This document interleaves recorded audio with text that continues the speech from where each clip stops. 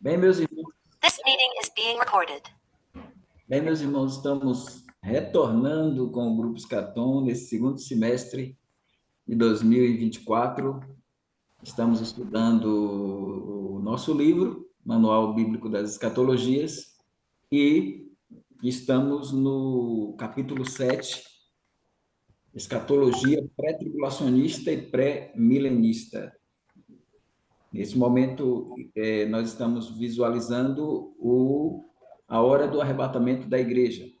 Defendemos a tese de que a igreja vai ser arrebatada antes do período tribulacional.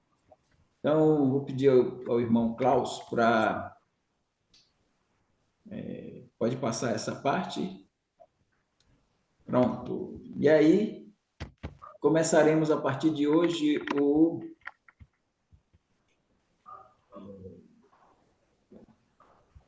a questão da iminência. E aí, irmão Klaus, é o slide primeiro, né? O anterior. Eu não sei, mas parece que o senhor está usando Aqui? PDF, né? É.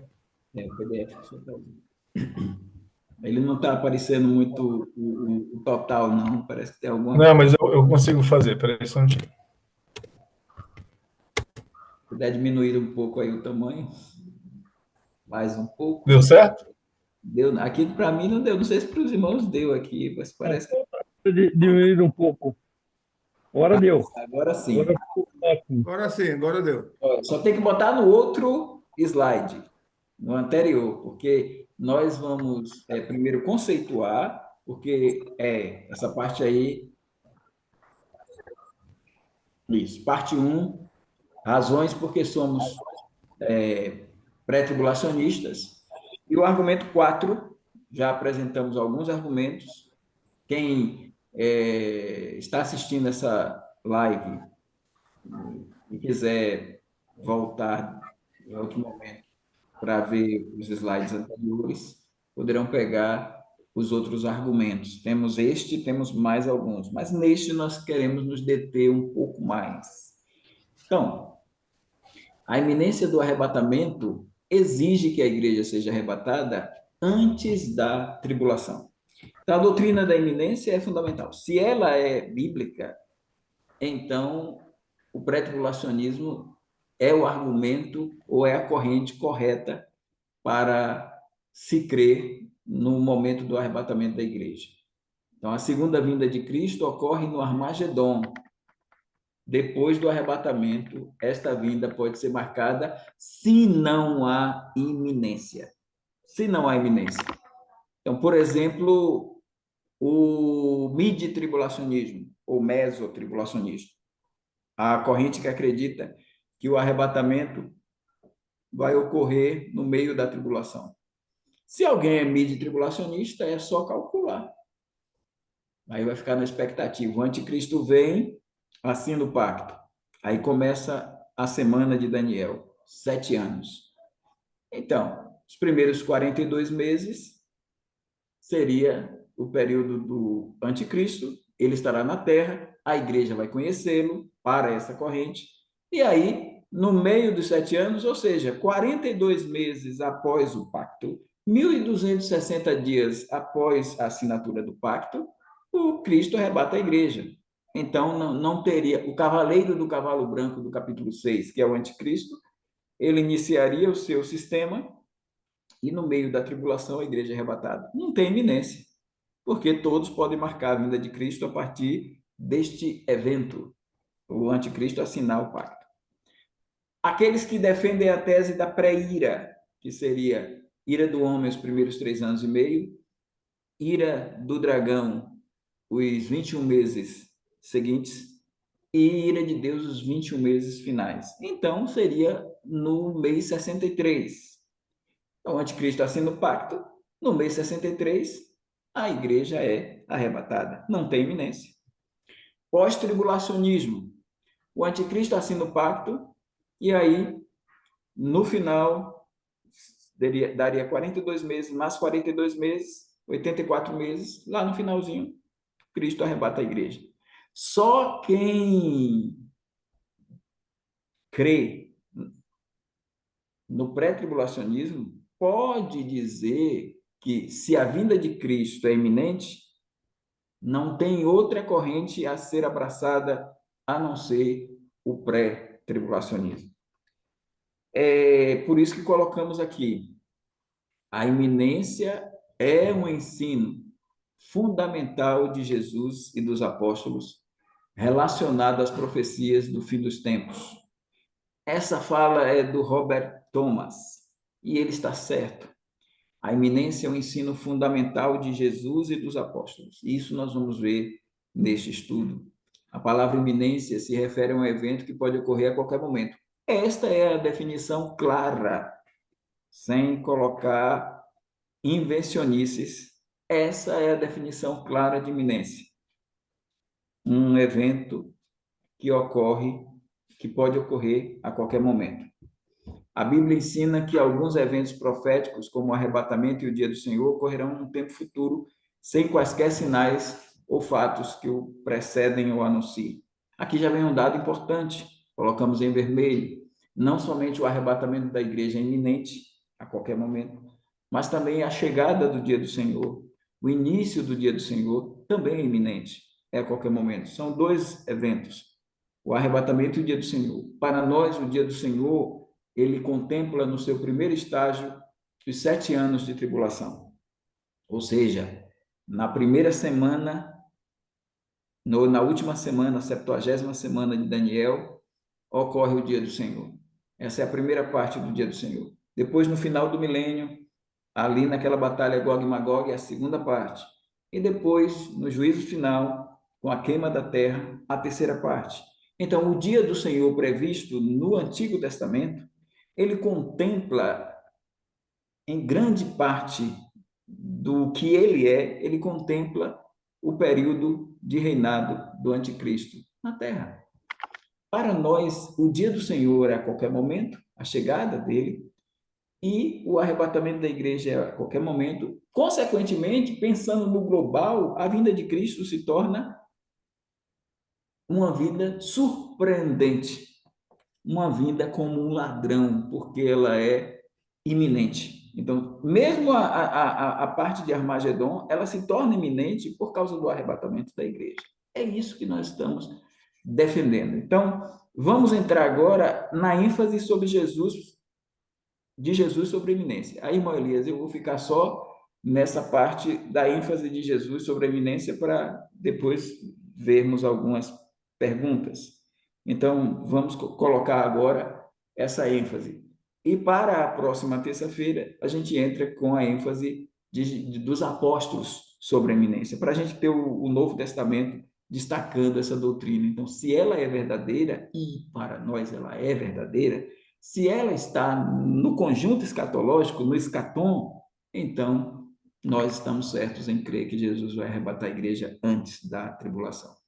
Veja o que Jesus diz. Sabei, porém, isto: se o pai de família soubesse a que hora havia de vir o ladrão, vigiaria e não deixaria minar sua casa. Portanto, estáis vós também apercebidos, porque virá o Filho do Homem a hora em que não imaginais. Então, aqui nós estamos vendo Jesus dizer que a vinda dele, a vinda do Filho do Homem, é numa hora em que não imaginais. Então, se fosse no momento, no meio da tribulação, no fim da tribulação, todos imaginariam a hora, dizer, não, a hora é aquela ali. O anticristo assina o pacto, conta conta uma semana, conta 1260 dias, 1260 dias, então está ali. Mas Jesus está dizendo que ele veio, ele deu sinais, ele apresentou sinais da sua vinda, mas ele também apresenta a ideia da iminência. Então, não pode ter iminência com sinais. Mas ele deu sinais? Deu. Agora, só que os sinais só acontecerão a partir do evento chamado harpazo, a partir do arrebatamento da igreja. Então, o arrebatamento da igreja torna a vinda de Cristo iminente e, a partir do arrebatamento, os sinais se afloram, os sinais se desencadeiam. Pode colocar no próximo slide, Klaus. Sim, em Mateus 24, 36, porém, Jesus vira a página para falar da ausência. Por que que a gente colocou...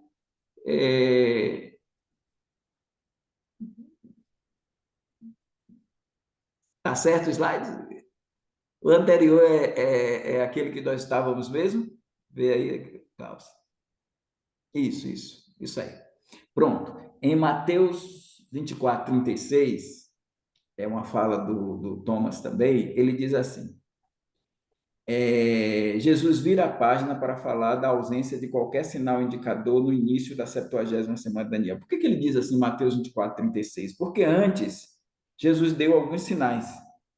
Mas aqueles sinais que Jesus deu, ele estava falando da revelação, da epifaneia, ou manifestação, ele estava falando do Apocalipse, ou seja, do Armagedon, da vinda dele, da fase visível da vinda dele. Mas o Thomas está dizendo, mas no verso 36 de Mateus 24, Jesus se afasta dos sinais. E ele vira a página para falar da ausência de qualquer sinal indicador do início da 70ª semana de Daniel. Suas palavras são: mas a respeito daquele dia e hora ninguém sabe, nem os anjos dos céus, nem o Filho, senão somente o Pai.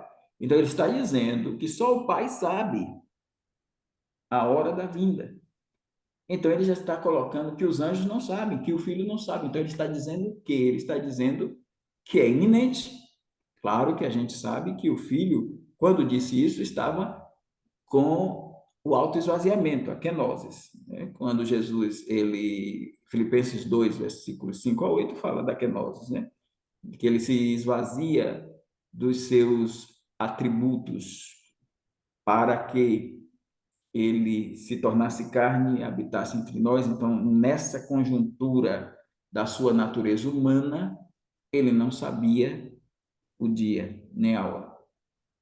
Claro que hoje Jesus sabe. No momento que ele retoma a sua glória, ele sabe de tudo, porque ele é Deus, tranquilamente. Seguindo adiante.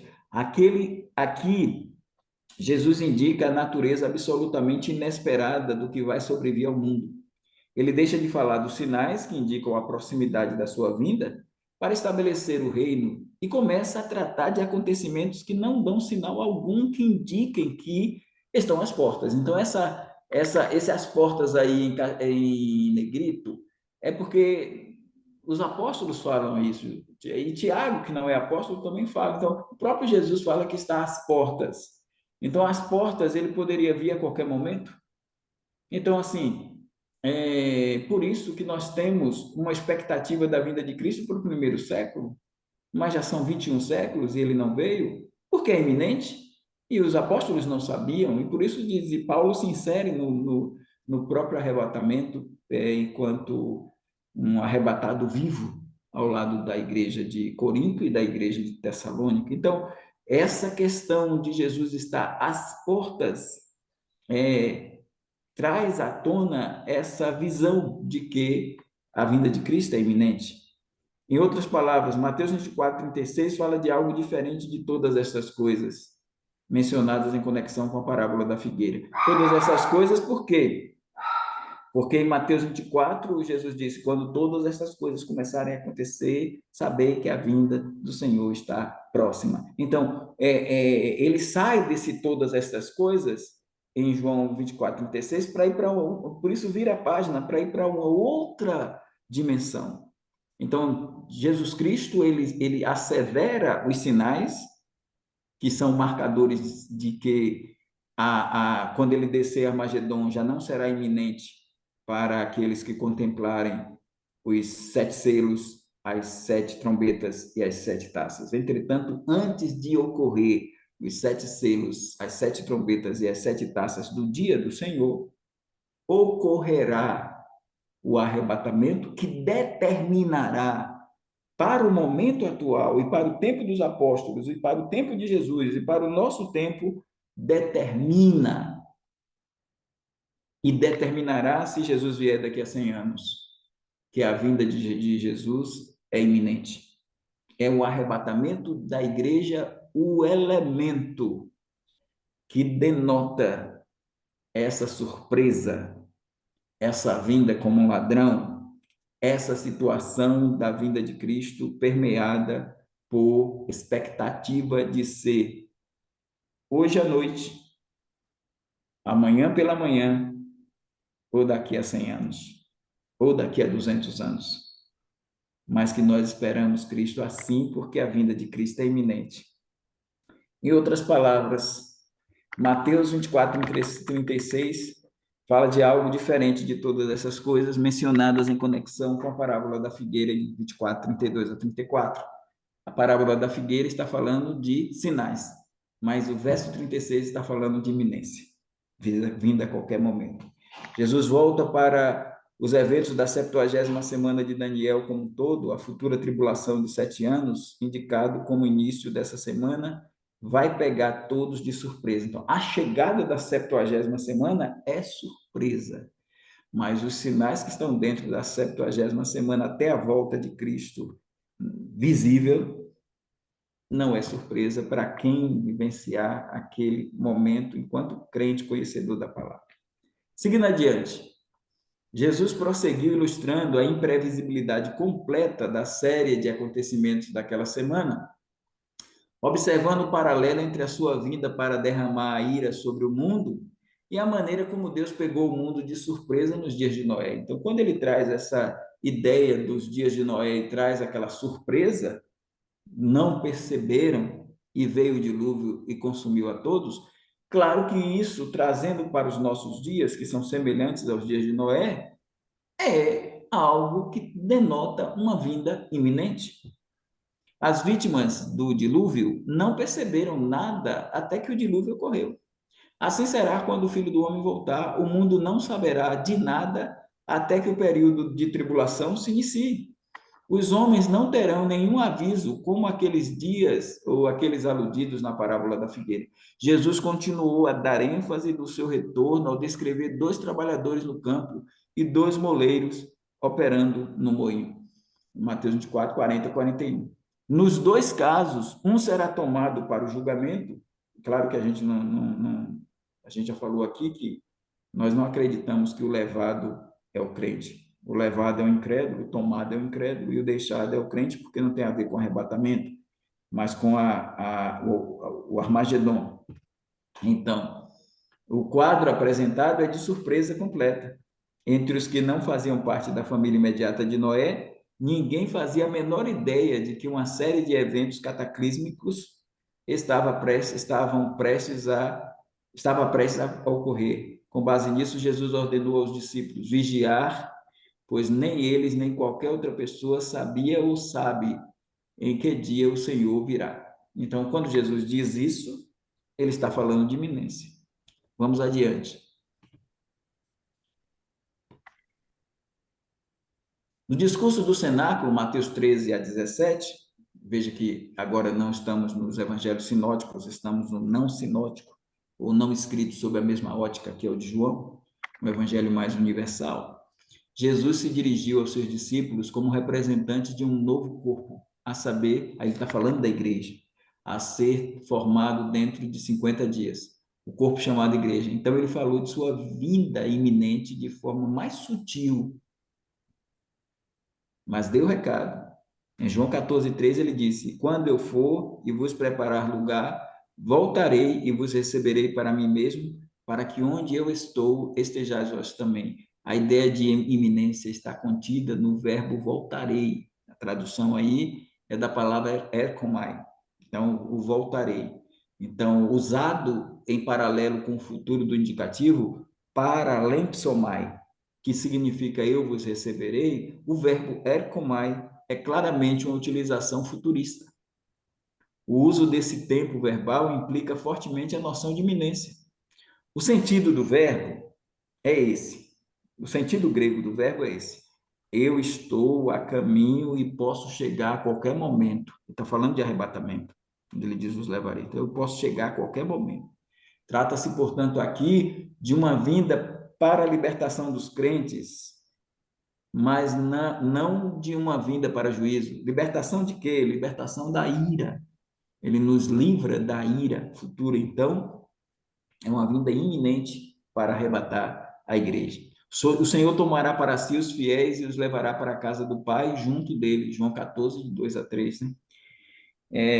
Lá eles permanecerão até que o Senhor retorne à terra para estabelecer o seu reino terreno de 1000 anos. Isso vai acontecer a qualquer hora, a qualquer momento. E até os crentes comuns, eles entendem isso, que a volta de Cristo pode ocorrer a qualquer hora, mas os aliancistas e os pré-milenistas históricos, dispensacionalistas progressivos que acreditam no pós-tribulacionismo, eles não acreditam que Jesus virá a qualquer momento, porque depende muito de eventos que vão acontecer, manifestação do anticristo, uma apostasia acentuada e também as trombetas, os selos, as trombetas e as taças. Então, não seria a qualquer momento, mas para nós é. Seguir, irmão Klaus. Pronto. Aí entra a ênfase dos autores do Novo Testamento na iminência. Eu não vou entrar agora nesse campo. Se daqui para frente tivermos perguntas, então o irmão Klaus vai tirar e depois, se der, a gente volta, se não der, a gente deixa mesmo para terça-feira. Então, irmão Elias vai verificar aí quais são os irmãos que têm questionamentos a fazer. E eu quero dizer só que a doutrina da iminência ela requer nos debruçarmos por esse argumento requer mais tempo para nós. A gente vai ter que levar um tempinho falando da iminência, porque tem muita coisa a falar, né? Mas agora só foi o ensino de Jesus sobre o assunto. Então, irmão Elias, é com o senhor. E passar a pergunta do pastor Ulisses. Boa noite, primo, seja bem-vindo. Irmão, beleza? Foi tudo bem, tudo certo, graças a Deus. Prazer em vê-lo. Cristiano, irmão Cristiano, que bom vê-lo também de volta conosco. Bom, bem-vindo, bem-vindo. Muito bom tê-lo aí conosco. Tá bom. Pastor Ulisses, sua pergunta. O pastor Evaldo, a volta de Cristo é visível ou invisível para os que ficarem? Visível ou invisível? Nós temos o pastor Marcos Granconato e outros. Aí ele vai pregar na nossa associação lá em Natal, no ano que vem. Todos os dispensacionalistas ou todos os aliancistas não aceitam o arrebatamento secreto. E os dispensacionalistas revisados e progressivos, uma parte dos revisados, aí inclui o pastor Granconato, também acreditam no arrebatamento não secreto, né? E assim, eu creio no arrebatamento secreto. Então, quem crê no arrebatamento secreto diz que a fase é invisível. Nós não estamos pensando nos 16 livros do Tim LaHaye, ou LaHaye, com o Hindson. Nós não estamos falando, até eu comento sobre isso no livro, né? Claro, ali é uma literatura e foi transportado para a ficção quando virou filme, então é livro de ficção, então a gente não está pensando nem naquilo, desaparecer, roupas ficar e tal, mas nós pensamos baseados na palavra atomou, lá de 1 Coríntios 15, versículos 51 a 52, que fala em um piscar de olhos. Se é um piscar de olhos, digamos que o arrebatamento acontecer agora, como seria o arrebatamento se acontecesse aqui agora? Vocês todos, o pastor aqui, vocês aí, os pastores, todos os irmãos, iriam desaparecer devido à palavra harpazo, a ideia de algo, um resgate violento. Então, na visão do pastor Granconato e outros que não acreditam no visível, no invisível, acredita que o arrebatamento será visível. Então, acredita que o arrebatamento é semelhante à ascensão. E ele diz assim, onde apareceu o arrebatamento na Bíblia, as pessoas viram a pessoa subir. Eu tenho uma discordância, assim. Na ascensão, a palavra lá é anabaino, que é pairo, grego. É diferente, é subir. Jesus disse: Eu subo para o meu Pai. Eu subo, e vão lá em Jerusalém, no Monte das Oliveiras, e eu vou subir. Ele foi elevado, ele subiu. E os olhos viram ele subir. Do mesmo jeito que virão ele descer. Mas os olhos de quem, no caso, foram 500 crentes. O mundo não viu Jesus subir. Quem viu Jesus subir na ascensão foram os 500 irmãos que Paulo cita. Quando a gente pensa nas duas testemunhas, ali não é arrebatamento, não é harpazo. Ali é anabaino. Ali no capítulo 11 diz que eles subiram, que diz subir, cair, eles subiram, e o povo viu ele subir. O povo viu. Mas assim, eu não posso dizer que Enoque foi arrebatado e todo mundo viu. Eu não posso dizer isso. Elias, só Eliseu viu, né? Então, assim, irmãos, aí o que é que o pessoal de Gran Conato lá da Igreja Redenção diz? Que a palavra átomo no capítulo 15, ela tem a ver com a ressurreição só. É claro que o capítulo 15 todo fala da ressurreição, mas só que ali diz, no momento, no abrir e fechar de olhos, ante o toque da última trombeta. Então parece uma coisa muito abrupta. Então, eu prefiro acreditar que mas vai ter alarido, vai ter voz de arcanjo, vai ter trombeta de Deus, vai ter alarido, alegria e tudo, entre eles lá. Quem vai ouvir a trombeta só são os crentes que vão ser arrebatados. Então, eu não creio, porque a ideia, irmão Elias, do arrebatamento não secreto é assim, igual a ascensão. Eles vão dizendo que na hora do arrebatamento, a gente vai adquirir um corpo novo. Por exemplo, se a gente estiver aqui, a gente adquire um corpo novo, né? A gente recebe a transformação o revestimento de mortalidade para imortalidade, e a gente vai devagarinho. Por exemplo, eu vou subindo aqui devagar, atravesso a laje aqui, e os irmãos também aí nos seus aposentos aí, vão subindo, e a gente vai subindo devagar para encontrar Jesus, e o povão do mundo vai ver a gente subindo devagar, como Jesus. Então, mas só que Jesus não estava em situação de perigo, não. Jesus estava numa situação tranquila. E o verbo é diferente. Lá, o verbo para Jesus está na voz ativa. Ele é o agente. No verbo no harpazo, é o que? Seremos arrebatados. Então, a gente sofre a ação de ser arrebatado. Então, eu acredito, pastor Ulisses, que o arrebatamento, ele é secreto para o mundo, ou seja, o mundo não vai ver, ele vai sentir a ausência, mas ele não vai ver a gente subindo, porque eu acho que se o mundo visse a gente subindo, o mundo ia cair em choro e ia se converter. Mas o que diz em 2 Tessalonicenses é que eles vão se rebelar mais, porque o anticristo poderá dizer tranquilamente: eu fiz eles desaparecerem.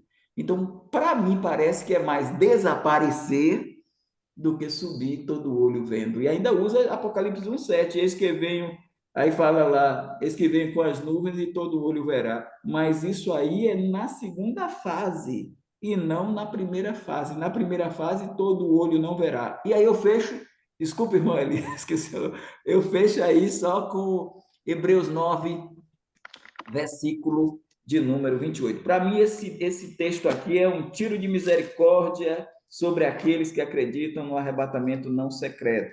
Porque aqui vai dizer o seguinte, versículo 28, assim também Cristo, oferecendo-se uma vez para tirar os pecados de muitos, aparecerá a segunda vez sem pecado aos que o esperam para a salvação. Não está botando ninguém mais no grupo. Está dizendo que Jesus só aparecerá aos que o esperam para a salvação. Então, ele não vai aparecer aos que não o esperam. Se for não secreto, os que não esperam o verão e verão a igreja subindo. Se é secreto, eles não vão ver nem Jesus, nem a nós. Eu creio assim. Então, tá bom, pastor, eu agradeço muito. É o que eu creio também, que eu aprendi há muito tempo atrás, e eu tenho visto, né, que tem surgido uma corrente forte para dizer, né, que não, vocês falam que vai ser secreto, mas não é secreto, né? Aí falam lá dos mortos, né, que vão ouvir a voz do arcanjo, mas é para os mortos em Cristo Jesus, né? Não é para a nação toda. Então, muito obrigado pela resposta. E eu li, né, os livros lá do Tim LaHaye, e eu acredito, se o arrebatamento for agora, pastor, a nossa roupa vai ficar tudo aqui, ó. Na onde que eu estou sentado vai ficar os fones de ouvido, meu óculos, vai ficar tudo aqui. Aonde eu tiver vai ficar, né? Minhas obturações também, eu acho que vai ter, porque eu vou ter dente novo, né? Sem nenhum faltando na boca, que beleza. Mas muito obrigado, pastor. Eu tinha pensado exatamente isso, pastor Ulisses, porque eu lembrei dessa parte do filme que as roupas ficaram ali, né? Então, assim, nesse aspecto, ele foi realmente bastante fiel, né? Então, a forma como foi, né? Muito bom. Vocês têm mais alguma pergunta? Se alguém quer fazer mais alguma pergunta, senão, o pastor Evaldo continua. Pastor Evaldo, como os que não acreditam, né, na iminência, qual, digamos assim, aquele argumento mais forte que eles usam para não acreditar na iminência? Há duas Na sua situações. opinião, Há duas na sua situações. opinião. Tem os que não aceitam a iminência, o grande teólogo dos reformados, Louis Berkhoff, na teologia sistemática dele, diz que não há iminência, que não existe iminência.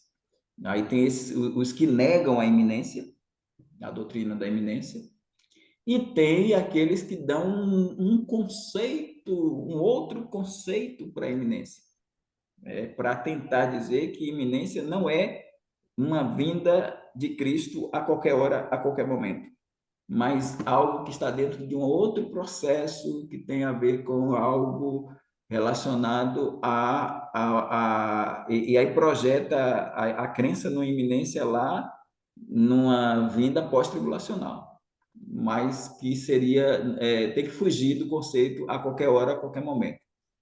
Tem que ser a qualquer período, alguma coisa assim, mas noutra visão. Mas é tentar descobrir alguma coisa, é você tentar esvaziar um conceito que, se você for ao dicionário, você vai ver. Então, se você for pegar lexicógrafos, você vai ver que iminência é a qualquer hora, a qualquer momento, é surpresa, né?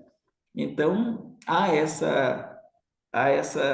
eu acho que eles têm dificuldade com a iminência. A iminência é um argumento muito forte para o arrebatamento pré-tribulacional. Então, tentam atacar o pré-tribulacionismo negando a iminência, como faz Berkhoff e muitos aliancistas, ou dando um novo conceito para a palavra iminência. É essa a questão deles, viu?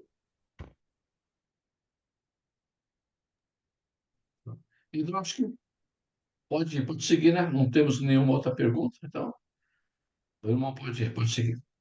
Então, assim, o que é que eu vou fazer? Irmão Klaus vai colocar, mas aí, irmão Elias, como agora vai ser muito slide, então o senhor vai me interromper.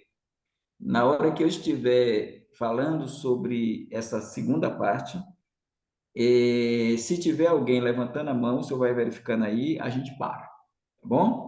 Então, a ênfase agora é dos autores do Novo Testamento na iminência. Não é mais de Jesus, agora dos apóstolos ou amigos dos apóstolos que escreveram. Então, no final dos anos 40 do século I, Tiago escreveu em sua epístola dirigida aos crentes judeus da diáspora, isto é, da dispersão judaica. Esse é o meio-irmão de Jesus, né? Tiago. E lhes falou, não é o apóstolo, é o meio-irmão de Jesus, o irmão de Judas, também escritor. Então, ele lhes falou sobre a dupla eminência. Segundo ele, então entenda agora, dupla eminência relacionada com a vinda de Cristo e o dia do Senhor. Aí é dupla iminência. Não é só a vinda de Cristo que é iminente. O dia do Senhor também é iminente. É isso que quer dizer dupla iminência. Segundo ele, Tiago, essa iminência dupla envolve a iminência do juízo sobre os opressores dos pobres, Tiago 5, de 1 a 6, e a iminência da vinda de Cristo como um incentivo para enfrentar o longo sofrimento que sobrevém aos crentes. Tiago situa Cristo em frente à porta. Então, quando ele diz que Cristo está às portas, isso é iminência. Pronto para entrar e corrigir as injustiças. Tiago 5,9. Essa tinha sido uma das figuras usadas de Jesus, por Jesus, no Sermão do Monte das Oliveiras. No fim dos anos 60, Pedro escreveu aos crentes que viviam onde é hoje a região centro-norte da Ásia Menor sobre a iminente vinda do dia do Senhor. Porque em 2 Coríntios, em 2 Pedro 3,10, ele fala: o dia do Senhor virá como um ladrão de noite. Então, tanto Pedro fala do dia do Senhor vir como ladrão, Paulo fala do dia do Senhor vir como ladrão, e o próprio Jesus diz em Apocalipse e nos evangelhos, eis que venho como ladrão. Então, a vinda de Cristo e a vinda do dia do Senhor como ladrão, isso é iminência. Usando a parte final desse dia para representar o período, Pedro se referiu ao dia da vinda usando a figura de um ladrão, tanto para levar os zombadores a se arrepender, como para estimular os crentes a perseverar. Dou a pausa e aí o irmão Klaus depois volta a gente segue. Então, irmão Elias. Irmã Cristina tem uma pergunta aí, então, seguindo o que você disse. A irmã Cristina pode perguntar. Irmão Klaus, por favor, se puder deixar voltar a galeria, eu agradeço. Todos na tela. Ok. Olha, em 1 Coríntios 5,5, está escrito assim: seja entregue a Satanás para a destruição da carne, para que o espírito seja salvo no dia do Senhor Jesus. Mas muitas versões tiram o Senhor Jesus no dia do Senhor.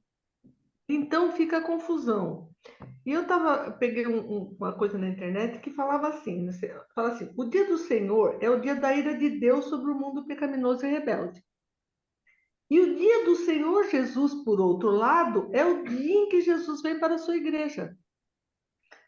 Eles não se sobrepõem, nem se podem sobrepor. Sabemos isto porque eles são descritos como eventos distintos, cada um tendo seu próprio tempo ou dia no calendário de Deus. Então, por essa razão, somente o dia do Senhor não pode cair no período conhecido como o dia do Senhor. É o dia de Cristo.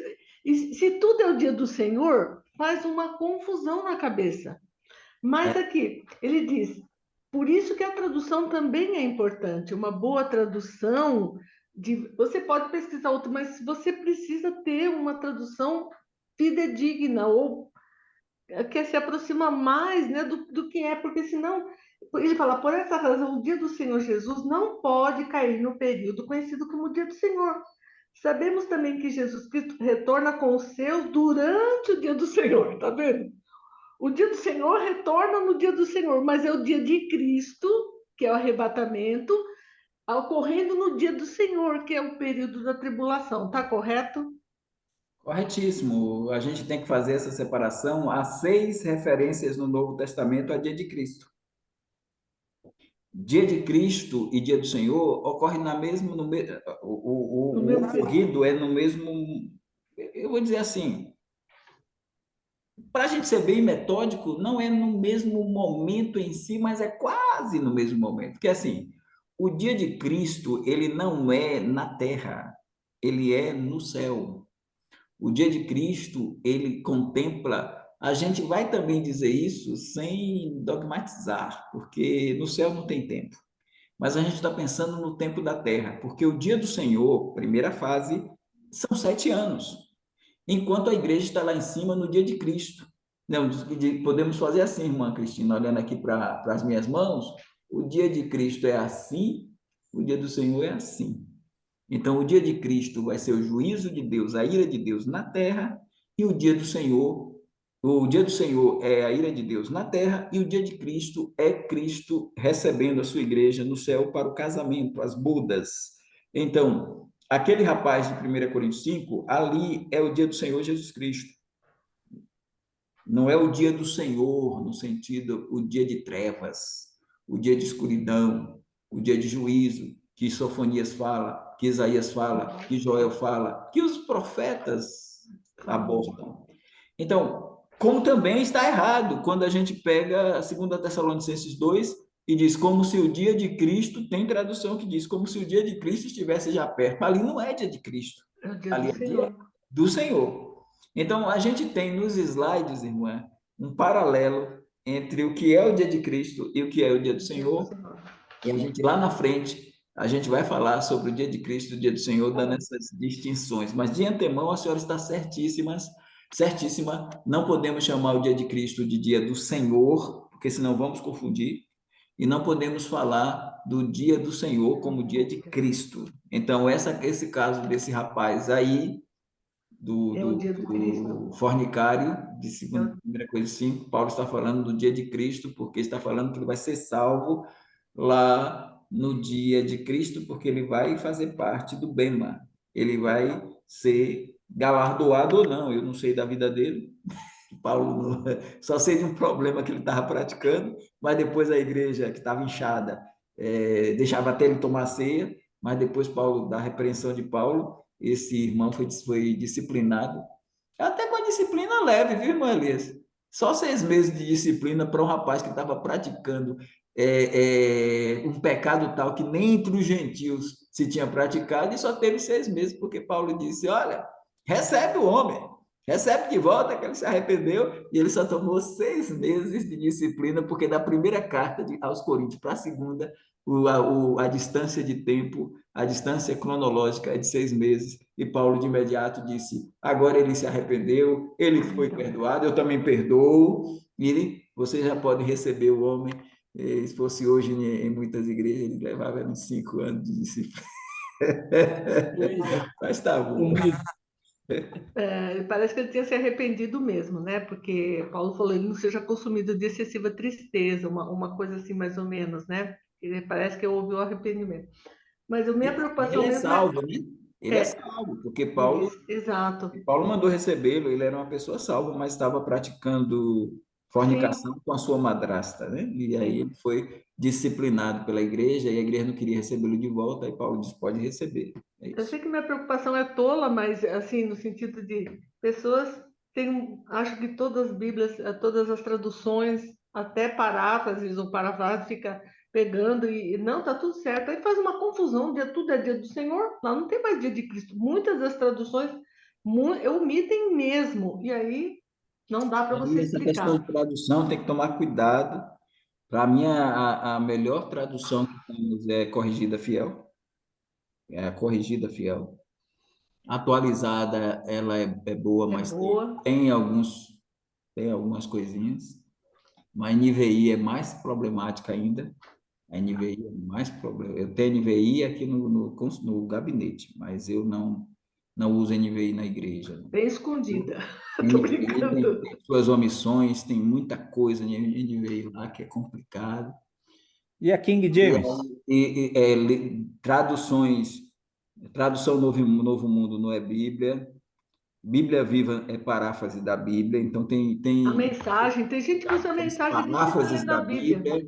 Bíblia na linguagem de hoje é outro problema. Fala até que João não tomava cerveja, e cerveja foi descoberta pelos alemães num tempo muito recente, aí bota cerveja lá porque tem que acompanhar o entendimento das pessoas, só que no texto original não tem cerveja. Então a gente tem, e a linguagem de hoje fala lá, porque se em 2 Tessalonicenses 2, que diz até que do meio seja tirado, se for o Espírito Santo, ela diz até que do meio seja lançado fora. Imagine o problema se for o Espírito Santo ali, né? Então a gente tem que tomar muito cuidado com essas traduções. Então, NVI omite muita coisa, porque diz: isso não é fiel, porque não está lá nos textos antigos e tal. Aí, por exemplo, a NVI não tem Atos 8, 36, 37. Atos 8, 37 ou 36, que fala lá: é lícito se credes de todo o coração. Ela omitiu, aí dá o salto. Ou então as Bíblias jogam lá os colchetes, que é um problema, esses colchetes que aparecem, por exemplo, pegar e dizer que Marcos, os últimos versículos de Marcos, não estão, foi uma interpolação, foi uma colocação. Então segue muito, porque, irmãos, a gente tem que ver o seguinte: qual é a Bíblia que está seguindo o texto que vem dos textos receptos? E as Bíblias que estão vindo dos textos de Star e Hort? que é a Bíblia do texto crítico. E aí vem. E aí você tem aqueles colchetezinhos, depois pega, por exemplo, de João 7:53 até João 8, de 1 a 8. Aí aparece, tem Bíblia que já vem com João, não tem 8 de 1 a 8, tem 8, ou melhor, não tem 8 de 1 a 11, tem 8, já tem 8:12. 8:12, porque não aceita que a história da mulher que foi apedrejada, que ia ser apedrejada, a mulher adúltera, diz que não é texto, que ali foi João que acrescenta, que ali foi um acréscimo ao Evangelho de João. Um texto que através dos tempos, salvou muitas vidas. Muitas pessoas foram salvas pela pregação de João 8, de 1 a 11. E esse texto está dizendo que não é a palavra de Deus. Então, eu fico preocupado com essas traduções que têm aparecido. Eu me preocupo. Eu opto mais por uma Bíblia corrigida fiel, revista e corrigida. Eu opto mais para essas Bíblias como mais fiéis ao texto original. É Ô, isso. pastor, e a King James? King James é uma Bíblia boa. É uma Bíblia boa. Agora, a gente não pode pegar a King James e fazer como alguns estão fazendo, dizendo que era a única palavra de Deus e que quem usasse outra versão, isso aí já é outro extremo, né? A gente não pode ir por aí, não. Atualizada é a palavra de Deus e muitas Bíblias são a palavra de Deus. O que a gente diz assim, tem Bíblias que omitem algumas coisas que podem comprometer. A gente tem que tomar cuidado. Por exemplo, até a omissão da palavra sangue de Jesus, outras. Mas como o assunto é escatologia, a gente não quer entrar muito nessa questão de bibliologia. Vamos, Ok. voltemos, pois. Voltemos. Irmã Cristina, tudo bem? Respondida? Vamos em Não, frente. só vou falar mais uma coisinha, por favor. Em Apocalipse 11:17 diz assim, dizendo, graças te damos, Senhor Deus Todo-Poderoso, que és, e que eras, e que há de vir, que tomaste o teu grande poder e reinaste. Não tem e que há de vir na atualizada, na linguagem de hoje, na NVI. E é uma coisa que há de vir, só tem que é e que eras.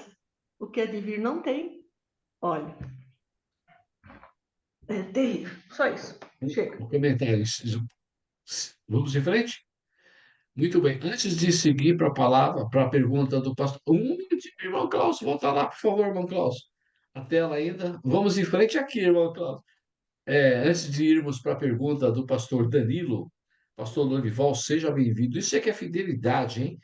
Mesmo que é 10 horas, ele falou, não, mas eu vou entrar, é 10 horas, mas eu vou chegar. Parabéns, pastor, que bom vê-lo. Seja bem-vindo de volta em nosso meio aí, pastor. Só o som, irmão, colocar o seu som aí, que nós queremos ouvir a sua voz, pastor.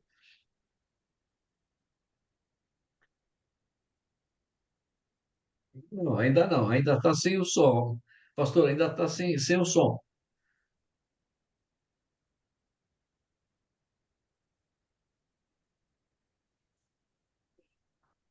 Agora foi. É um prazer estar com os irmãos. Cheguei tarde, mas cheguei. Estou aqui, pelo menos participar um pouco da aula aí. E revê-los e ter a alegria do escatom. Muito bom. Obrigado, pastor. Muito bem, seja bem-vindo, é um prazer vê-lo, né? Pastor Obrigado. Danilo. Na verdade, não é bem uma pergunta, irmãos, mas só uma observação.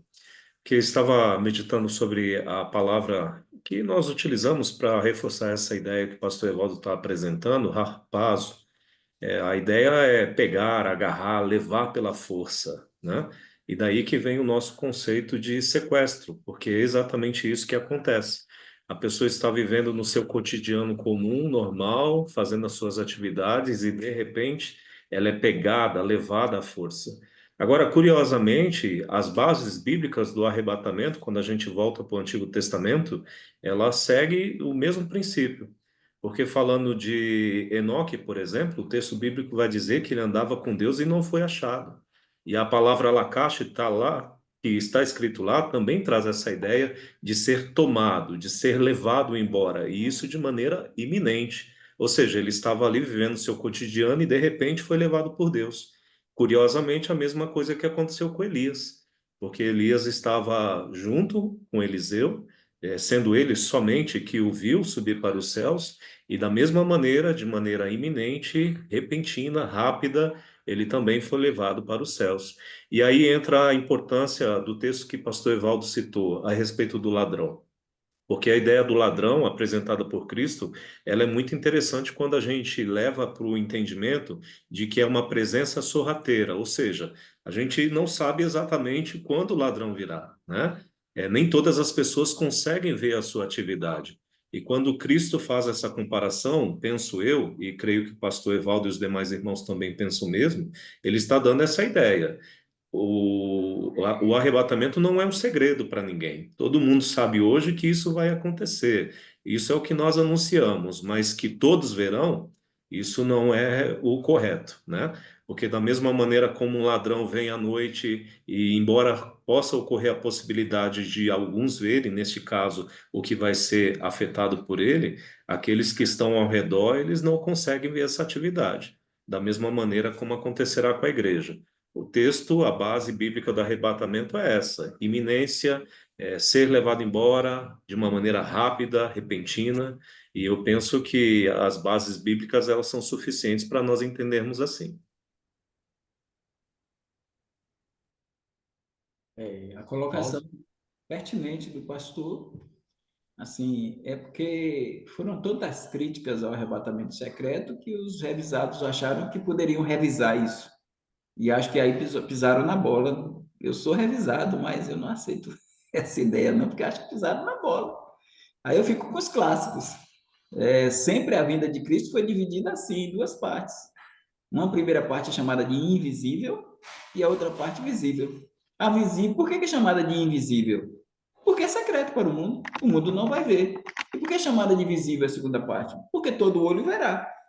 Todo olho verá? Sim. Então, o aliancista, ele chega lá e diz, é visível, não tem arrebatamento secreto, porque ele crê numa subida e descida de imediato, então ele crê que Jesus está vindo, o mundo está vendo, o povo é pego, e na hora que Jesus pega o povo nos ares, todo mundo está vendo e desce. Agora, aqueles que são pré-tribulacionistas, dizerem que o arrebatamento é secreto é complicado, porque a palavra harpazo, ela traz uma ideia de algo muito rápido. É um rapto, rápido.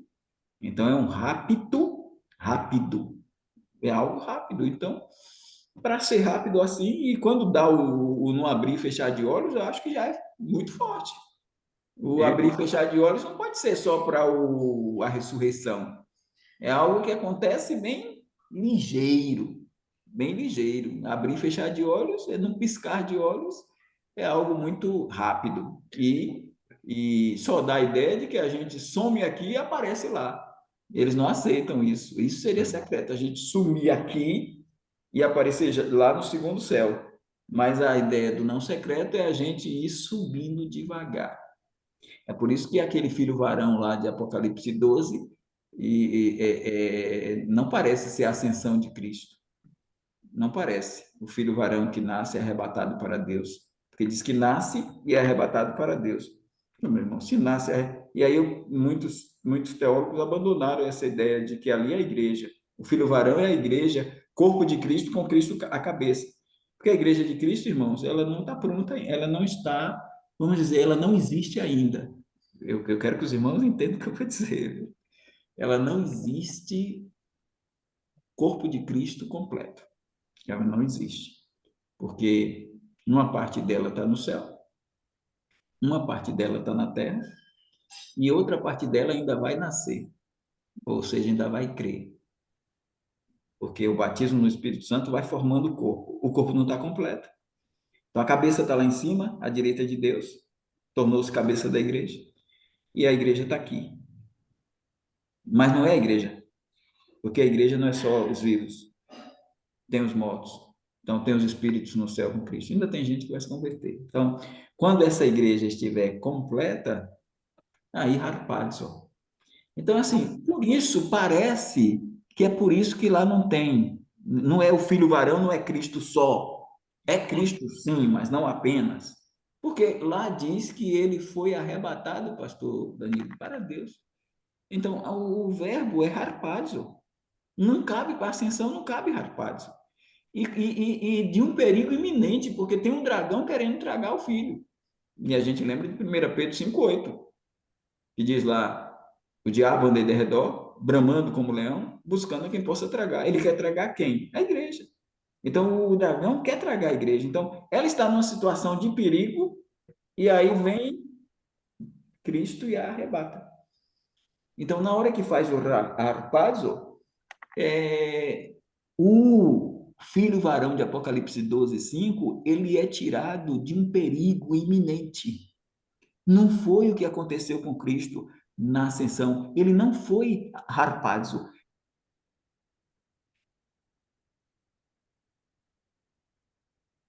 Que foi arrebatado para Deus. Por que não diz assim, nasceu o filho varão que morreu, que ressuscitou e foi arrebatado para Deus? Por que não diz isso? Porque não está falando não está se projetando para o passado, está vindo para o futuro. Por que não tem que foi morto e foi arrebatado? Porque a parte da igreja viva, ela não vai nem ser morta e nem vai ressuscitar. A parte da igreja viva, ela vai ser arrebatada. E o verbo na voz passiva foi arrebatado. Enquanto que na ascensão não tem voz passiva. Na ascensão nós temos Jesus subindo, voz ativa. Eu subo, voz ativa. E nesse contexto aí, a gente tem que a mulher gerou o filho varão. Ó, se a mulher gerou o filho varão, a igreja foi gerada por Israel. A igreja foi gerada por Israel. Como Jesus também foi gerado. E vai reger as nações com vara de ferro. Apocalipse 2, 26 e 28 vai dizer que Jesus diz: ao que vencer, farei com que reja as nações com vara de ferro. Está falando que a igreja vai fazer o mesmo que ele vai fazer. Então, a gente vai reger as nações com vara de ferro. Então, eu ainda vou analisar isso aí, irmão Elias, com mais profundidade, viu? Então, a gente ainda vai, porque eu sei que é um argumento, não é meu, esse argumento foi de John Nelson Darby, mas que os dispensacionalistas pré-tribulacionistas abandonaram através dos tempos. Mas se a gente for analisar, Darby tinha razão. O filho varão é o corpo místico de Cristo, porque a igreja é Cristo. A igreja é Cristo, nós somos Cristo, nós somos pequenos cristos. Quando Paulo disse, quem é que eu estou perseguindo, Senhor? Ele disse, sou eu, você está perseguindo a mim, você persegue a mim. Então, ele é a igreja e a igreja é ele. Então, cabeça e corpo. Então, esse filho varão foi arrebatado para Deus. Então, dá uma ideia muito de sair do perigo, né? Então, jogar isso para ascensão, eu acho que é forçação de barra. Mas vamos para frente. É Apocalipse discutir. capítulo 12. É discutir. Pastor Danilo, tem mais uma pergunta, mais alguma colocação, pastor? Não, não, irmão, era só Ah, isso mesmo. Agora, só um acréscimo. Talvez a grande dificuldade, né, pastor, seja de fato a dificuldade que eles têm de interpretar a volta de Cristo, né? Porque nós sabemos que Cristo volta primeiro para a sua igreja, ele está nos céus, ele nos chama. E depois, claro, ele vem ao mundo para que todos possam ver. E se você não interpretar dessa maneira, qualquer argumento seu fica realmente complicado conciliar com a ideia bíblica, né? certo. Agora, a pastora Evaldo define, são 22h20 praticamente. Estamos aí bem no encerramento nosso. O pastor dá mais um slide ou deixa para seguirmos na semana que vem. Sim, tranquilo, porque já deu para entrar na parte dos apóstolos, a gente pegou Tiago e Pedro aí, né? Mas tem muita Isso. coisa a ser vista na iminência de Cristo. A doutrina da Uhum. iminência a gente só começou, a gente tem muita coisa para ver, tem muitos textos a analisar. Então, estamos bem, abrimos o retorno aí do escatom com algo bem interessante, que é a iminência. E aí a gente já viu a posição de Jesus sobre ela, a gente já viu agora a posição de Tiago e ligeiramente uma posição de Pedro. Mas a gente vai se debruçar muito na posição de Paulo sobre isso. Então ainda temos muita coisa a ver, eu acho que o tempo está ótimo, 10h20, então fica aí, a não ser que tenha algum irmão que tenha alguma pergunta ou alguma colocação a fazer, é com o senhor. Certo? Se alguém tiver, pode fazer. Se não tiver, então nós vamos encerrar, né? Chegamos num bom horário, recomeçamos. Estou muito feliz de recomeçar, estava morrendo de saudade. E estamos muito felizes que o pastor Danilo está aqui pertinho de nós. Se eu botar a mão aqui na minha janela e gritar, "Bom, pastor, é a cena para mim Vocês, aqui." vocês, vocês, Harpazo, pastor Danilo, tirando da Bahia e trazendo para São Paulo, nesse resgate que deixou muita gente aqui chorando, viu? Mas ele É, está muito perto do Escatão aí. Sabe, Então, isso aí também tem um ponto positivo. Ele estava falando comigo porque ele passou aqui, tem umas 2 semanas aqui conosco, né? Aí ele disse assim, pastor, vai ter a oportunidade de eu trazer o senhor para fazer conferência e a gente vai tirar uma foto com toda a turma do Escatom e o senhor junto. É isso bom, mesmo. bom, era isso que nós estávamos comentando na parte inicial, antes de você entrar, pastor Evaldo.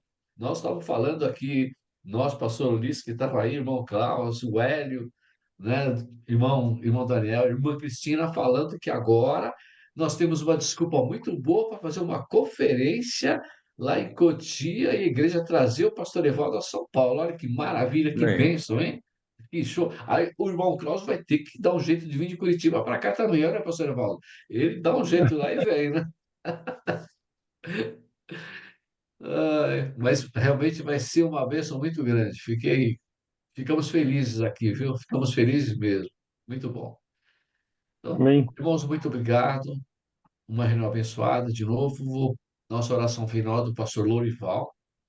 Obrigado, pastor, pela fidelidade de vir, né, chegar, apesar do seu compromisso. Muito obrigado, viu, pastor? Então, a palavra é sua para fazer a nossa oração final aí. Ok, vamos orar então. Pastor, antes do pastor Lorival, irmão Elias, irmão Cristiano sabe disso? Talvez alguns irmãos também estão cientes. O pastor Genuan Lira, ele é um escritor, está lá em Roraima, fez esse livro muito bonito aqui, é Um Lugar Chamado Céu. Eu acho que dos livros é um livro sobre o céu muito profundo, interessante. Está vendendo a R$ 50 para aplicar na obra missionária lá em Roraima. E ele iria pregar na igreja do pastor Jusilê, primeira igreja batista regular da Bahia, completando 62 anos agora, na semana que vem, depois do Dia dos Pais, na outra semana. Ele iria pregar lá na igreja do pastor Jusilê, já tinha comprado as passagens aéreas, tudo certinho, tudo definido. Aí, de repente, ocorreu um acidente muito forte com a filha dele, que é médica, tem 24 anos, ainda está estudando.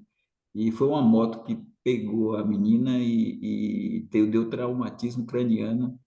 E ele está cuidando da filha, chamada Vitória.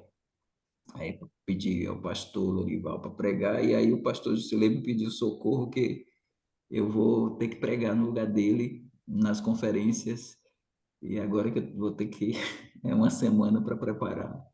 Mas eu estou pedindo em especial ele está fazendo um ótimo trabalho, engajado no movimento Batista Regular, e aí o pastor, ele está liderando um grupo de igrejas missionárias e grupo de missões, como o pastor Ulisses faz com o MBBF, ele está lá também cuidando de missionários em Roraima. Então, eu peço que o pastor Lorival ore também, insira aí na sua oração essa jovem chamada Vitória, para que Deus abençoe e eles tenham logo a recuperação plena dela.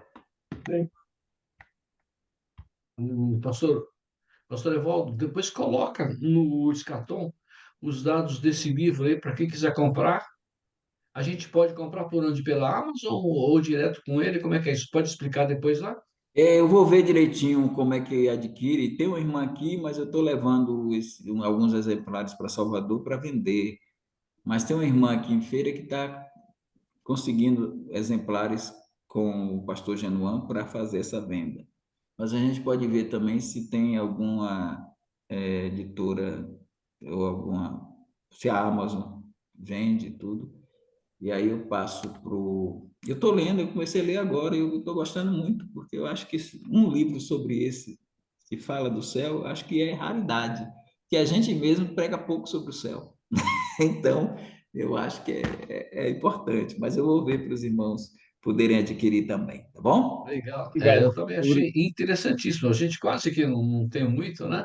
Então, ver como a gente pode comprar até para que outros possam comprar nas nossas igrejas, digamos assim, né? E ajudá-lo também de uma certa maneira, né? Amém.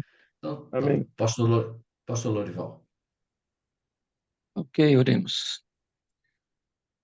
Amado Deus, Pai querido, queremos, Senhor, te agradecer e te louvar pela bênção deste dia que o Senhor tem nos dado, pela bênção da vida, de tudo que tens nos permitido tomar a nossa mão e contemplar com os nossos olhos e colocar no nosso coração o propósito de te servir cada vez mais, cada vez melhor, cada vez com mais excelência e te adoramos, Senhor, por tudo que quanto tem nos permitido realizar na tua obra. Continua a usar nossas vidas para o teu louvor, para a tua honra e glória.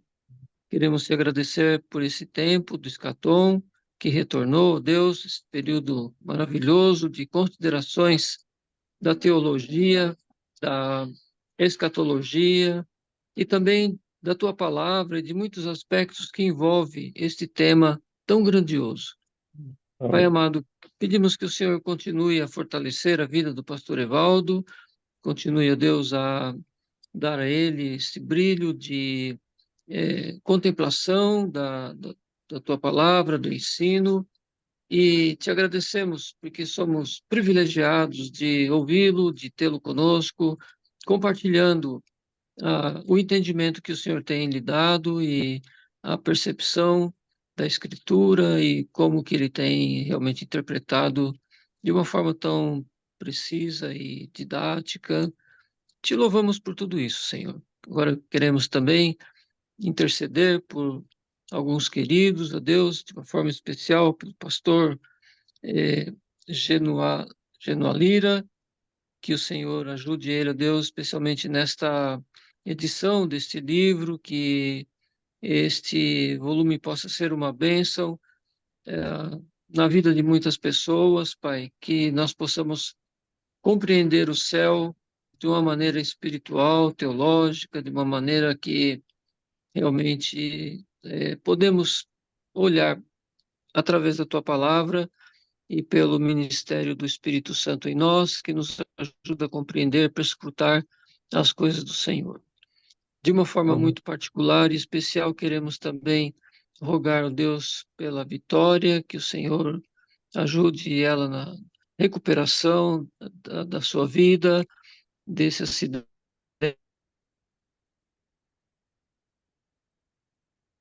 Deus, que ela realmente venha novamente para prosseguir seus estudos, e sabemos, a Deus, que todas as coisas cooperam para o bem daqueles que te amam, Amém.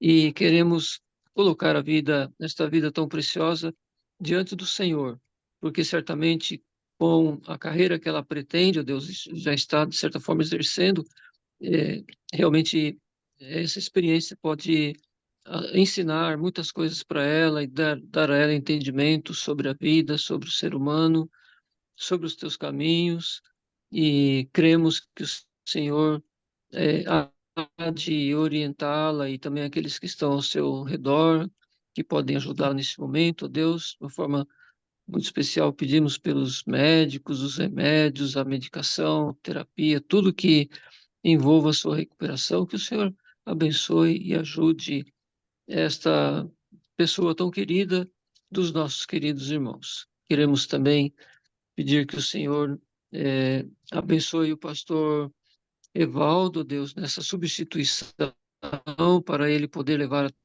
tua palavra onde é necessário, para que ele possa ser um porta-voz do Senhor e abençoar a vida dos irmãos ali, ó Deus, nessa conferência, que o Senhor oriente o seu coração, dê a ele um grande entendimento do assunto que é necessário levar. Sabemos que o teu filho tem já uma grande sabedoria, mas cremos que, como todos nós, ele depende também do teu espírito para dar a ele orientação e ajudá-lo neste momento em Amém. que a urgência da pregação da tua palavra exige em curto tempo o preparo e o preparativo dos materiais e tudo. Sê com ele, Pai.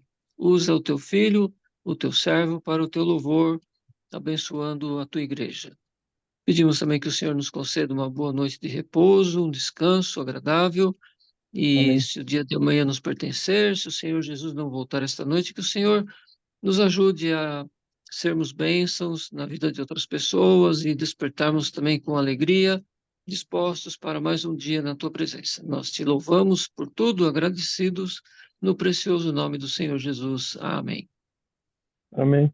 Amém. Aí, irmão, pastor, irmão Elias, irmão Almi, o pastor Lorival recomendou ao José Soares e ele entrou em contato comigo querendo 2 livros, irmão, o pastor Lorival citou o senhor, e bem interessado. Aí eu digo Sim. assim, se o irmão Elias e o irmão me concordar, para a gente engrossar mais se são pessoas interessadas, a possibilidade até dele vir e participar do Escatom. Aí o irmão Lorival, o pastor Lorival, a irmã Elias. Uhum. Que bom. Muito bom. Verdade. Eu e o primo aqui estamos batendo palma já, né, Pedro? Então, vamos acordar realmente. Pastor Evaldo, já falei, o senhor manda. Muito bem-vindo. O pastor José Soares foi colega meu de seminário e ele enfrenta racionalistas, né? E não está assim sabendo como compreender exatamente. Então eu passei, né, a nossa compreensão e o livro do pastor Evaldo e tudo, ele ficou interessado, pediu aí 2 exemplares e eu creio que ele tem grande interesse em aprender. Então, que seja, né, Amém. uma bênção aqui para O nós. pastor Lorival, é o Sim, José Soares Filho, que está em Blumenau, Santa Catarina.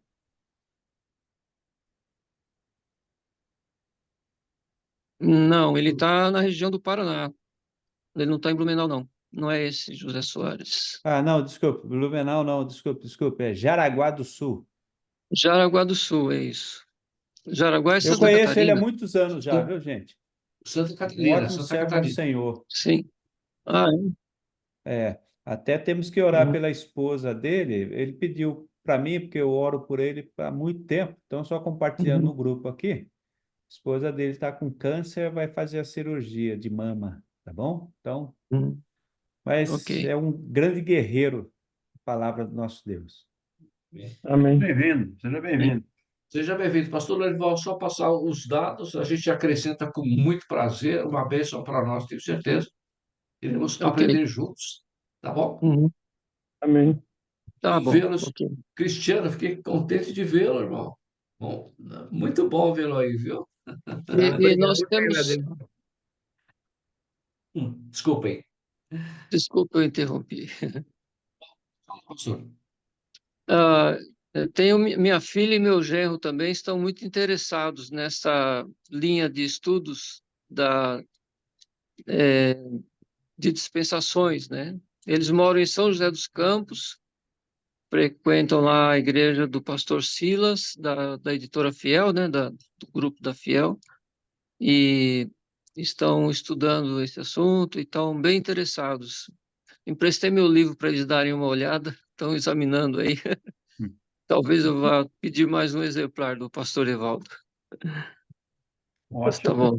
Ok. Muito bom. Pastor Lorival, fique à vontade. Ok. Irmãos, Boa noite a todos. Deus Boa abençoe. noite. Amém. Um abraço a Deus todos. abençoe, meus Boa noite, irmãos. irmão. Ótimo Um grande descanso. abraço para todo mundo. Abençoe, aí. que Boa noite, volta Deus abençoe. revê-los todos aí, Exato. gente.